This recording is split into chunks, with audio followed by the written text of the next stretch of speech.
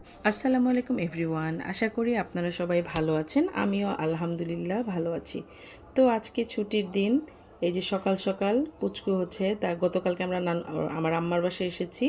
পুচকু হচ্ছে সকালবেলা আচার খাচ্ছে আর এদিকে হচ্ছে আম্মা দেখি যে একটু দুধ জাল দেবে, নাস্তার প্রিপারেশন। তো আমি আম্মাকে সাহায্য করতে চলে আসলাম। তো হচ্ছে সে তার নাতিদের জন্য একটু দুধ জাল দিচ্ছিল। আর এদিকে পাশের চুলায় হচ্ছে রুটি সেঁকবো। আমি আম্মাকে সাহায্য করছিলাম যে আমি রুটি ভেজে দিই। আমরা কালকে রাত্রে চলে এসেছি, এখন আবার আমার বিকেলে আমার ছেলের কোচিং আছে, কোচিং শেষ করে আমরা আবার চলে যাব। তো এই তো রুটি ছেঁকছিলাম। তো আমার ভিডিও আপনাদের যদি ভালো লেগে থাকে আপনারা প্লিজ কমেন্ট করবেন এবং ফলো দিয়ে পাশে থাকবেন। তো এই তো রুটি ফুল ছিল না আমার, এই যে লাস্টে তৃতীয় নাম্বার রুটিটা হচ্ছে ফুলে, ফার্স্টে দুটো রুটি ফুল ছিল না। তো এই তো হয়ে যাচ্ছে। এগুলো হচ্ছে ফ্রোজেন রুটি, আমার আম্মা হচ্ছে ফ্রোজেন করে রাখে ফ্রিজে রুটি বাসায় বানিয়ে।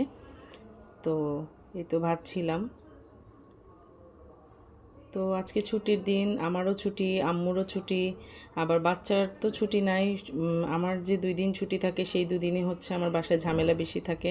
তো আমি চুলাটা পরিষ্কার করে নিচ্ছিলাম, গতকালকে রাতে এসে আম্মাকে রান্না করে দিছিলাম। তো আম্মা বলতেছিল যে চুলাটা পরিষ্কার করা লাগবে, তার মানে হচ্ছে আমাকে পরিষ্কার করতে বলতেছে। কিন্তু ডিরেক্টলি আমার আম্মা কখনো কাউকে কিছু বলে না, ইনডিরেক্টলি বলে, আমরা বুঝে বুঝে কাজগুলো করি। তো এই তো মার বাসায় এসে আসলে বসে থাকা, এটা আসলে আমি এত বিলাসিতা আমি করি না। আমি সবসময় আমার আম্মাকে সাহায্য করার চেষ্টা করি। তো আমি পাশের চুলাটাও খেয়াল রাখছিলাম। তো এদিকে একটু চা বানাবো। তো চা আম্মা পানি দিয়ে গেছে, তো চা আমি রেডি করছিলাম। তো এখানে হচ্ছে আমি, আমার আম্মা আর আমার 2 ছেলের জন্য চা বানাচ্ছে। তো আমি বাসায় আমার ছেলেদের চা দিই না, কিন্তু এখানে আসলে আম্মা দিতে চাই। এখন আমি যদি কিছু বলি তাহলে আম্মা মনটা খারাপ করবে, এই জন্য আমি আর কিছু বলি নাই।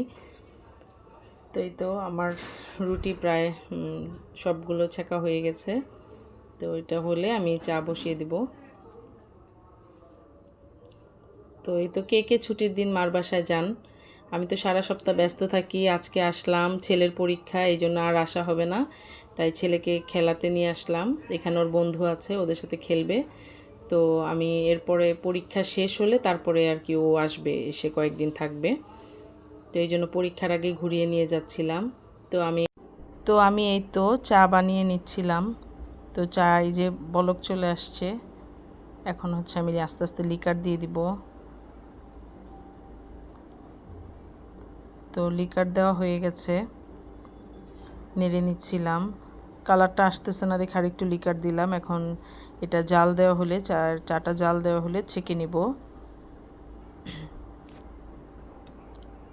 তো যেহেতু আম্মার বাসায় এসেছি, তো আজকে একটু দেরি করে ঘুম থেকে উঠেছি, এই জন্য আম্মাকে সাহায্য করতেছিলাম, নাহলে আম্মার কষ্ট হয়ে যাবে একা একা করাটা। তো আমার চা হয়ে গেছে। তো আম্মা বলতেছে কি খাবি? আমি বললাম চা দিয়ে রুটি খাবো, আর কিছু খাবো না। তো আম্মা বলতেছে না, আম্মা তাও ডিম, বলতেছে না ডিম, 3টা ডিম পোচ করি, যেহেতু আমার ছোটো ছেলে ডিম খায় না। তো 3টা ডিম আম্মা পোচ করে দিল। এই তো আমাদের দেখেন ডিম 3টা পোচ হয়ে গেছে। আমি আগেই 4 জনের চা চেকে নিছিলাম। তো সাধারণত আমি চা বাচ্চাদের দেই না, কিন্তু আম্মার বাসায় আসলে আম্মা দিতে চায়, এখন না দিলে আম্মা কষ্ট পাবে, এই জন্য আর কিছু বলি নাই। এই যে দেখেন আমার পুচকু হচ্ছে এই যে হাতে কি করছে, মামার রুমে যেয়ে সে, আমার ভাইয়ের রুমে যেয়ে দাগিয়ে কি করছে হাত। তো তাকে আমি খাওয়ানোর চেষ্টা করছিলাম, তো সে খাচ্ছে না। দেখতে দেখতে একদম ভিডিওর শেষ প্রান্তে চলে এসেছি। আমার ভিডিও যদি আপনাদের ভালো লেগে থাকে তাহলে পাশে থাকবেন। আল্লাহ হাফেজ।